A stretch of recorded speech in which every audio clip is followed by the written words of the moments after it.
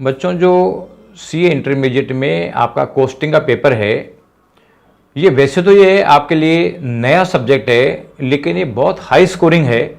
यानी इवन थोड़ी सी अच्छी मेहनत करके इसमें 90 प्लस का स्कोर ला सकते हो। जितने भी बाकी रिमेनिंग पेपर है उसका एग्रीगेट ये अकेला पेपर बनाने की सिचुएशन में होता है। तो इस पेपर में किस तरीके से अपन बेस्ट स्कोर करें, ये मैं इस वीडियो में आप लोगों से डिस्कस करने वाला हूं। इस वीडियो को पूरा देखकर मेरे दोस्तों को शेयर करें, साथ ही वीएसआई का यूट्यूब चैनल सब्सक्राइब करके बेल आइकन दबाएं, जिससे इंपॉर्टेंट स्ट्रेटेजी मैं आप लोगों के साथ शेयर कर सकूं। तो इसमें सबसे पहला काम तो ये करना है कि जो इसमें हाई वेटेड चैप्टर्स है उस पर आप लोगों को अपना फोकस बनाना पड़ेगा। यानी कुछ चैप्टर्स एग्जाम में कंसिस्टेंटली पूछे जाते हैं और उसका जो वेट होता है, यानी उसमें ज़्यादा मार्क्स से क्वेश्चन पूछे जाते हैं।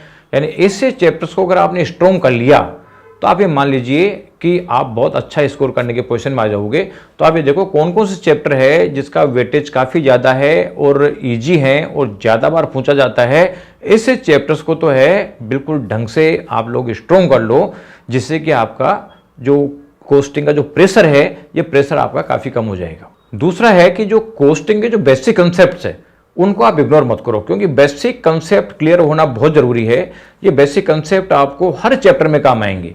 तो जो बेसिक कंसेप्ट है ये आपके पूरे सब्जेक्ट के फाउंडेशन होता है, इसलिए ये तो आपको ढंग से क्लियर करना ही पड़ेगा, क्योंकि मल्टीपल चैप्टर्स में काम आते हैं। इसलिए आपकी फाउंडेशन बहुत स्ट्रॉन्ग होना जरूरी है, और वो भी एक्यूरेसी के साथ, जिससे कि आपका कॉन्फिडेंस इस सब्जेक्ट के प्रति बढ़े। इसके अलावा जो रिमेनिंग प्रैक्टिकल एरिया है उसको भी आपको थोड़ा सा इंपॉर्टेंस देना पड़ेगा।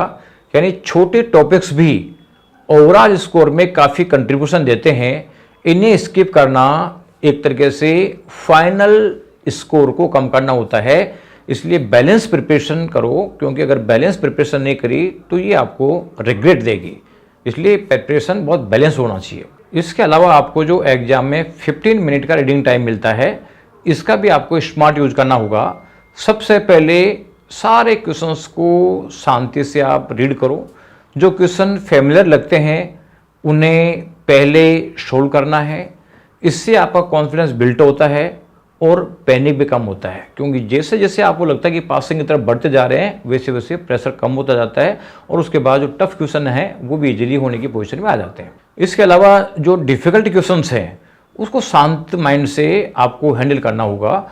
अगर कहीं क्वेश्चन में अटक गए तो फिर आपको वहाँ टाइम वेस्ट नहीं करना, उस क्वेश्चन को छोड़कर आगे बढ़ जाओ, क्योंकि ऐसे और भी बहुत सारे क्वेश्चन होंगे जिसको आप इजीली हैंडल कर सकते हैं।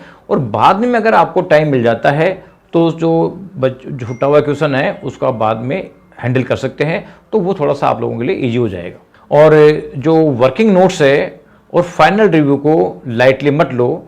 यानी क्लियर वर्किंग नोट्स होना बहुत ज़रूरी है, क्योंकि वर्किंग नोट्स के भी अलग से मार्क्स मिलते हैं। तो इसलिए प्रॉपर वर्किंग नोट बनाना है, प्रॉपर रेफरेंसिंग करना है, जिससे कि आपके फुल मार्क्स आएँ। और लास्ट जो 5 to 10 मिनट है उसमें एक बार आप पेपर का रिव्यू भी कर लें, जिससे कोई सिली मिस्टेक हो तो उसको दूर किया जा सके।